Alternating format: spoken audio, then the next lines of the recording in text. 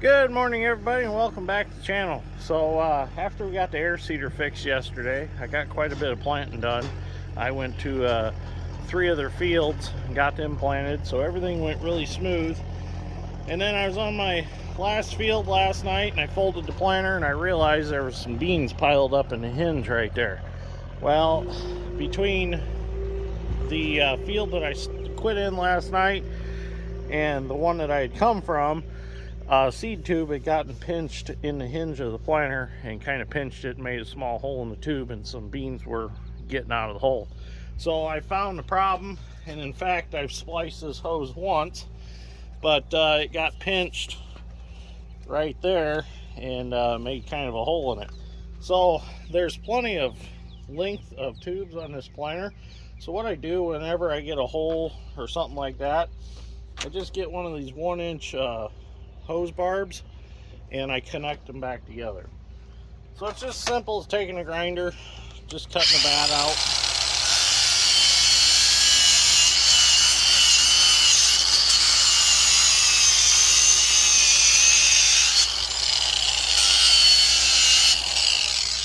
So see, you can see we got the bad cut out. Ooh, that was hot plastic. Ouch, melted. And just kind of clean the crap out of the inside of the pipe. Slide them back together.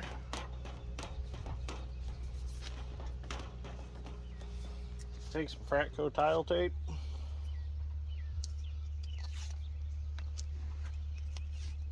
Tape them up.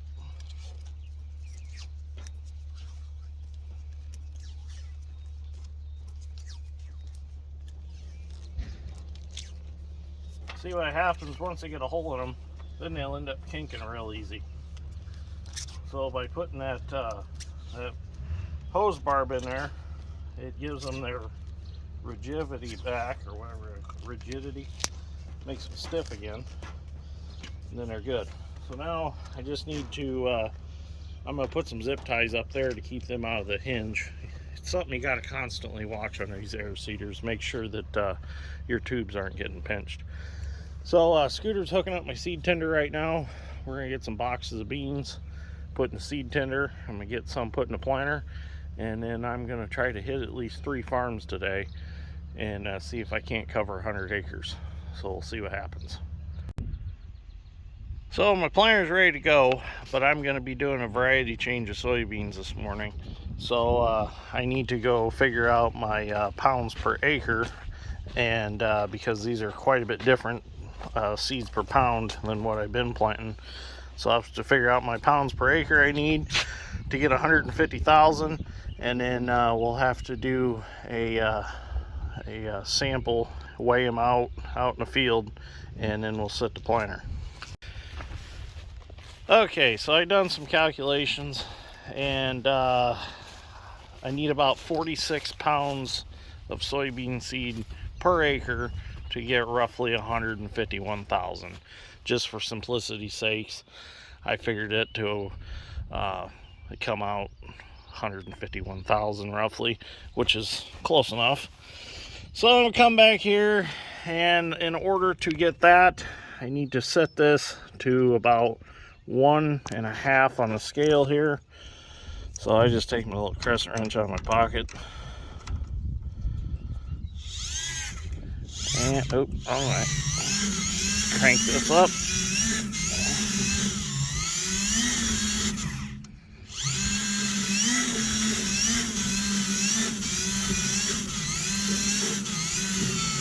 Should be about where we need it, but we're still going to use the seed scale.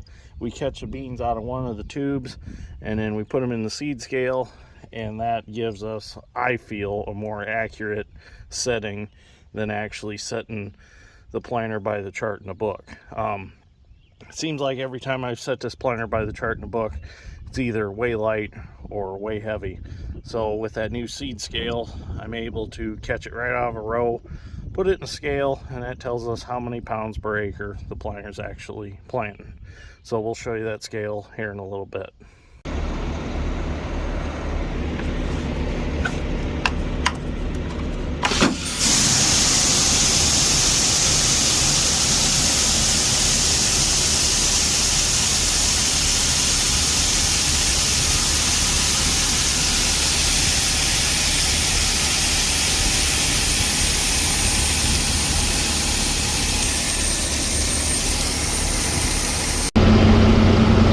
I decided before we do our population check that I better make a round out in the field, because there were some beans from the last variety still in the bottom of the planter, and I figured run them out, get the new ones primed in there, so that'll give us a more accurate reading.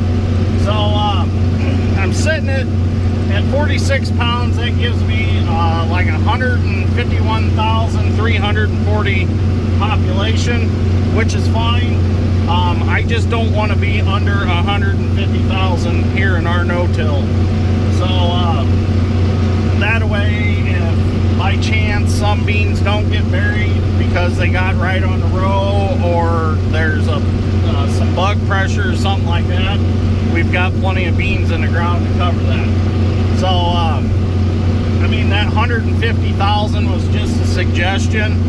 So I mean, they're soybeans, you know, you can plant them all the way up to 180,000 if you want to, but it seems like 150,000's always done good for us. Lowest I've ever planted is about 130,000, so I like that 150,000 area.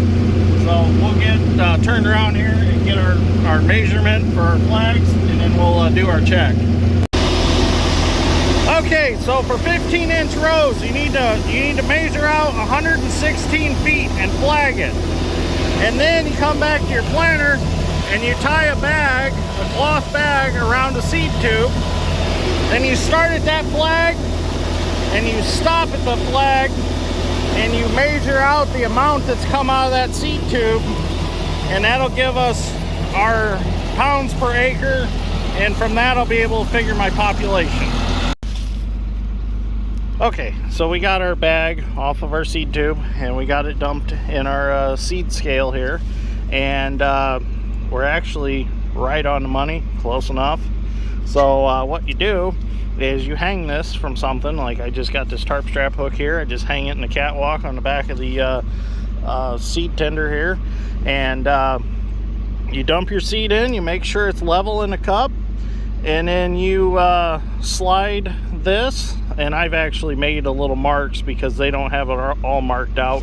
So it is in 5, so you got 5, 10, 15, 20, 21, and so on.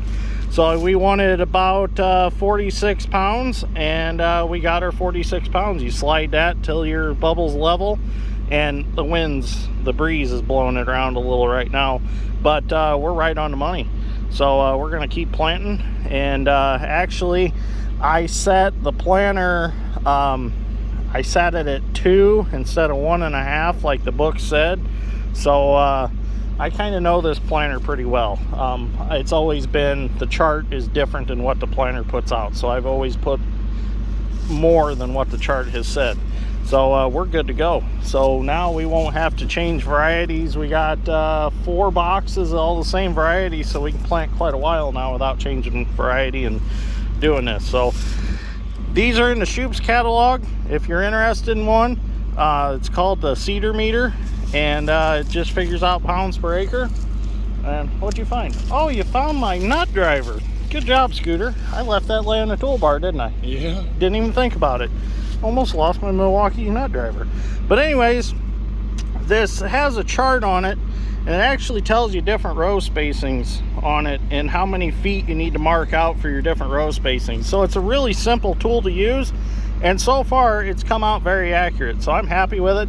It was a good purchase. I think it was like 75 bucks or something, but definitely worth it. Comes with this and the cloth bag to tie around your seed tube. It's a great thing to have if you have an air seeder. And I think you can use it for different planters too. I don't think you have to use it just on air seeders. As long as you can catch the seed, you can use this. So, okay, let's get planting and see what we can get done today. Well, everything's going real good so far. So you're probably wondering why the seed chart in the book doesn't match what the planter's setting is. And I've wondered the same thing. The only thing I can think of is maybe the variable speed that controls the seed meters on the planter. Maybe that's got a little bit of wear in it.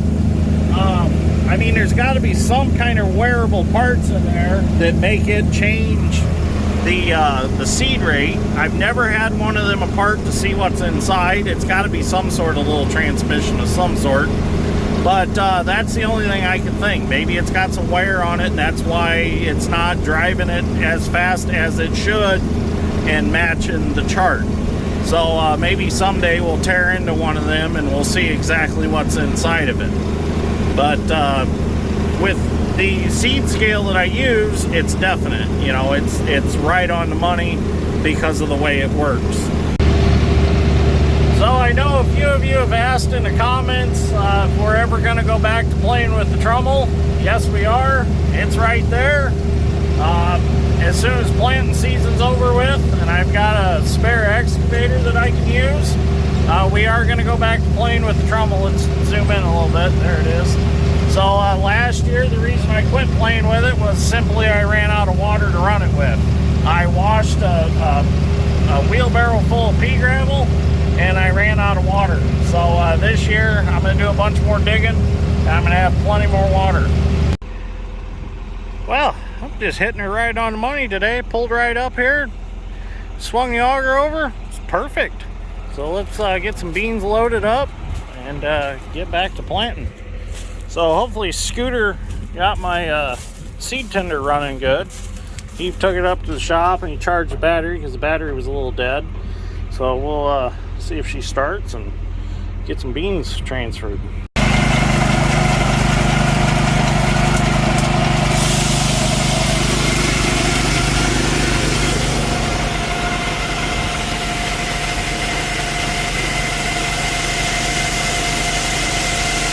So since this is the first fill of the year, I ran a few beans through it just to make sure that there was no bird's nest or anything like that. I'm going to go ahead and kick them around.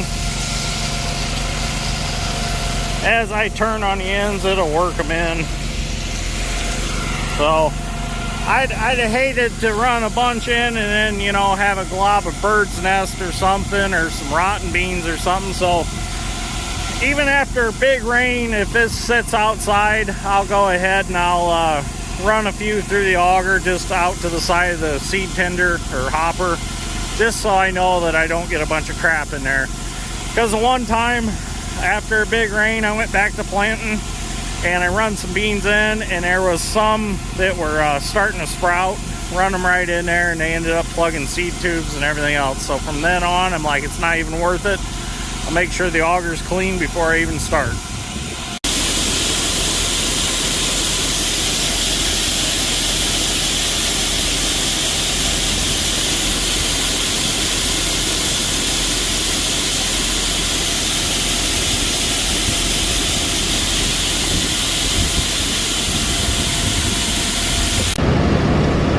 So eventually, someday, I'd like to build me a nice house out in this area right here and build my shop right here. And then eventually, when I'm done playing around with the trommel and all that, I'll probably end up having a pond.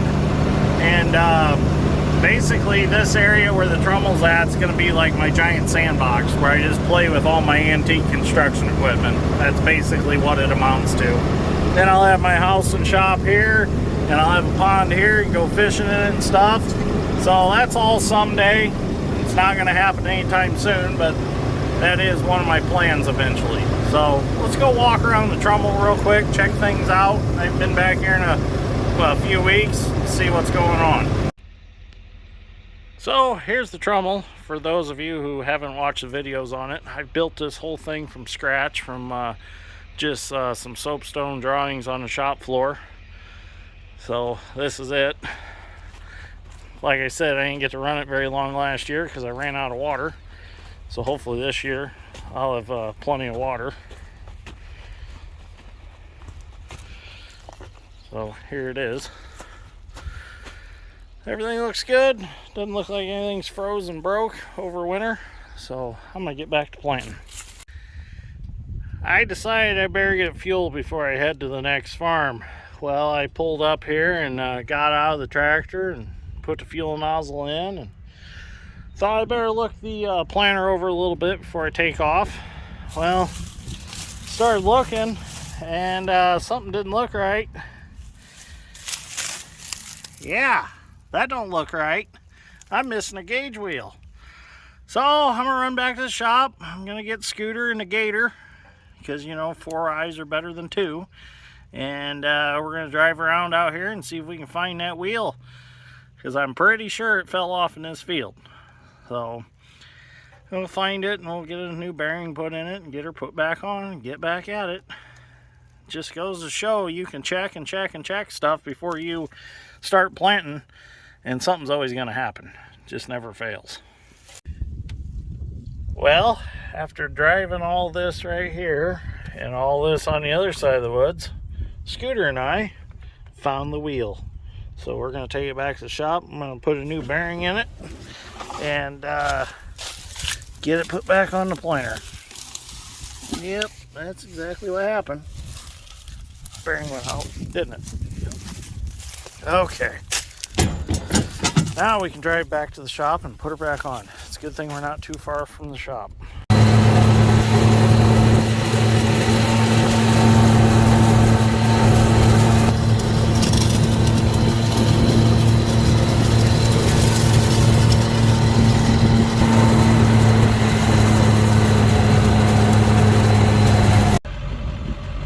Something interesting I wanted to point out before I head back to the field and put that gauge wheel back on. But you can see we had the cover crop sprayed yesterday to kill it off before we plant corn. Where it's all green over there got sprayed.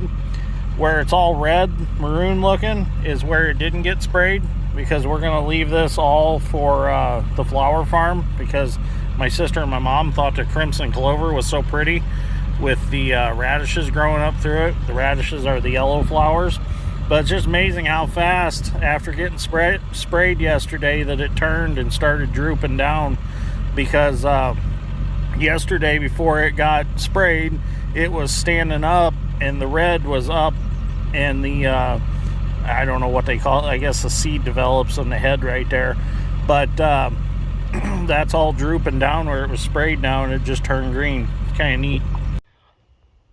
Oh, that looks much better. So now we can go back to planting. So we're going to head down the road to our 40-acre farm. I'm going to get that one knocked out today. And then I got a 46-acre farm I want to try to knock out today. This was 51 acres here. So we're doing good so far. Well, now we're planting into some cover crop rye. We spread it last fall and disked it in, and just sprayed it yesterday, so it's starting to already turn yellow and die. Plant's real nice into it. It looks like a striped yard after somebody mows it. Should get the drone out and take a picture of it. I bet it looks pretty cool from the air, being striped like it is, from leaning at each direction as I go. It's getting a little dusty. We need some rain.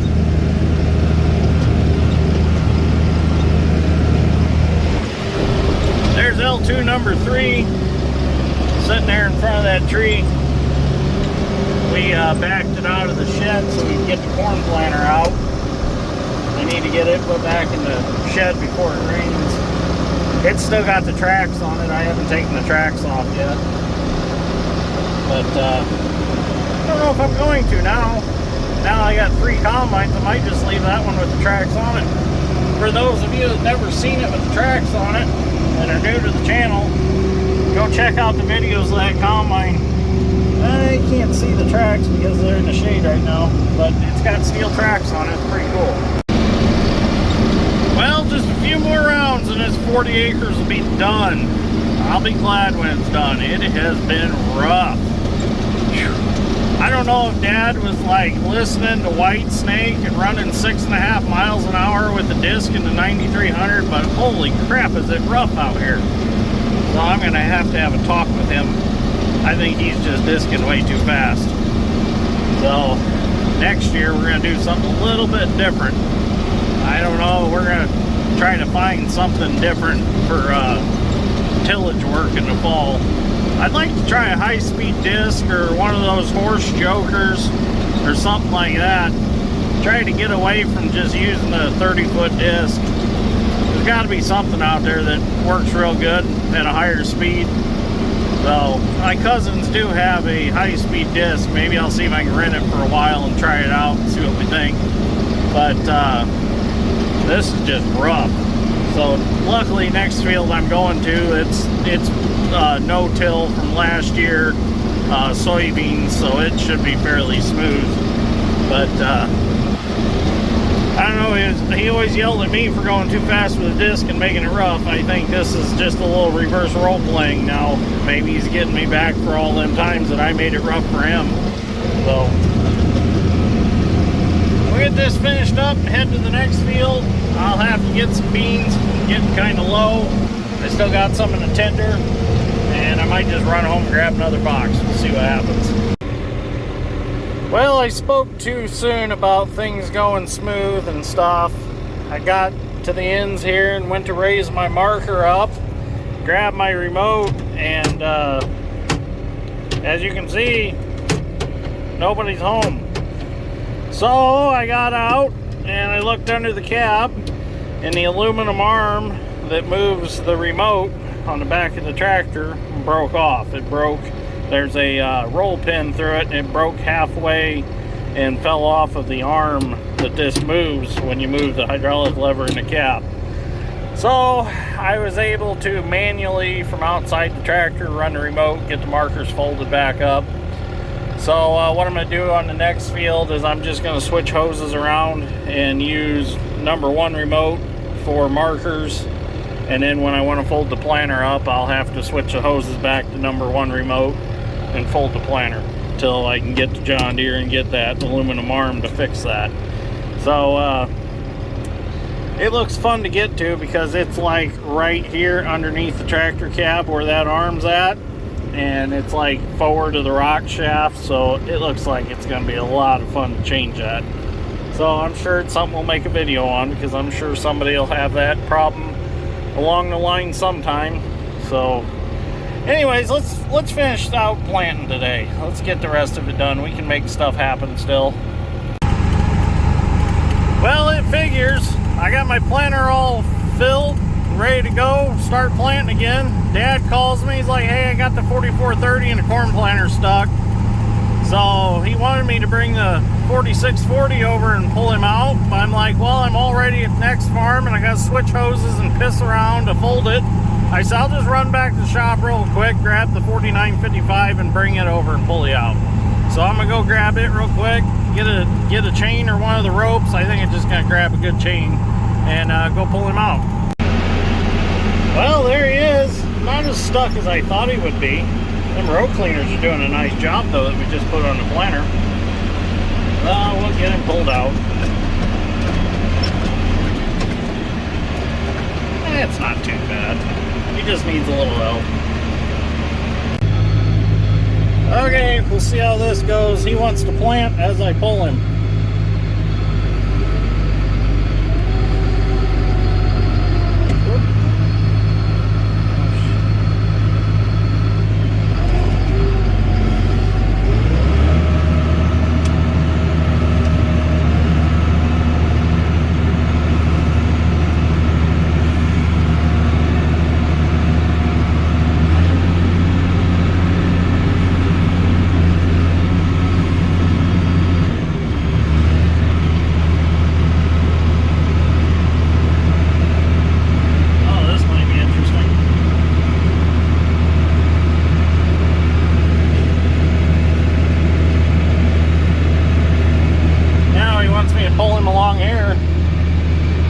Plant 12 more rows.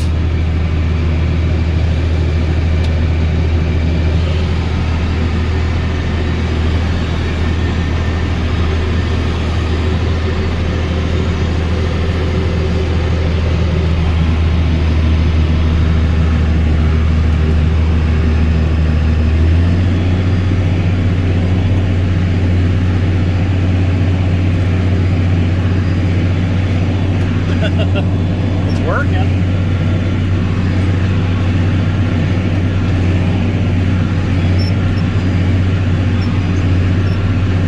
Okay, I gotta turn. Well, he's gonna go try to plant some more of it on his own. Of course, it's all my fault. You know, I wasn't staying on the planter track. Well, it's kind of hard to put two tractors together and try to plant corn. Probably do it with air seeder or soybeans fairly easy because they're just soybeans, but trying to stay straight, trying to plant corn with two tractors.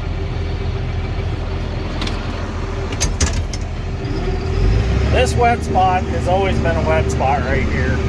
We've tried everything to get rid of it. We've dug the ditch several times. It's just one of them low spots that really needs to be peeled out and a bunch of sand hauled in, and we might end up doing that. You can see how high the ditch is. He's going to try to plant across one more time.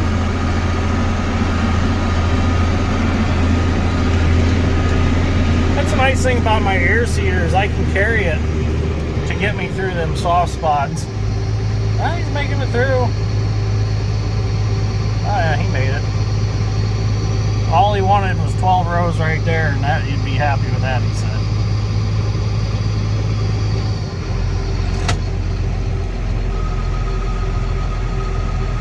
I think he's gonna plant him 90-foot ends there so he don't have to turn in that crap.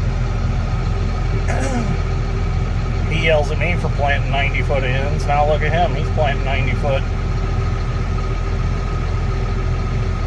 I plant 90-foot just because of the simple fact the 4640 is hydraulic front wheel assist, and it don't turn as tight as a mechanical front wheel assist tractor does. So 90-foot keeps me from having to really cramp it around. Good. Turned out nice. Okay, now I'm going to go back to planting beans. Well, let's see if he's going to go through. I bet he's going to chicken out. I got a feeling he's going to stop before he gets there. He might not.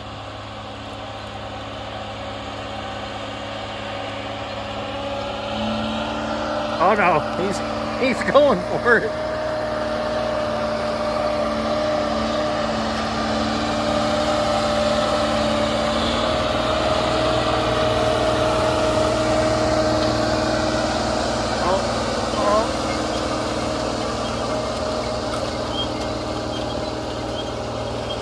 Be damned, he made it.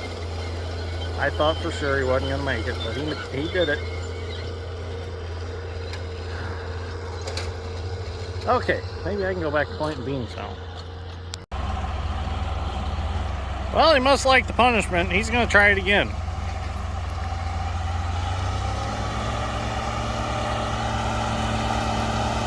He's got to go through where he got stuck before.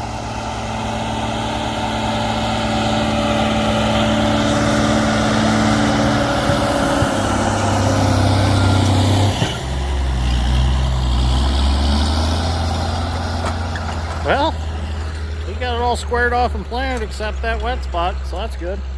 Well, there goes Mom to witness the shenanigans that are going on out here. Okay, now I can go back to planting. Well, I'm back to planting now. Everything's going real good.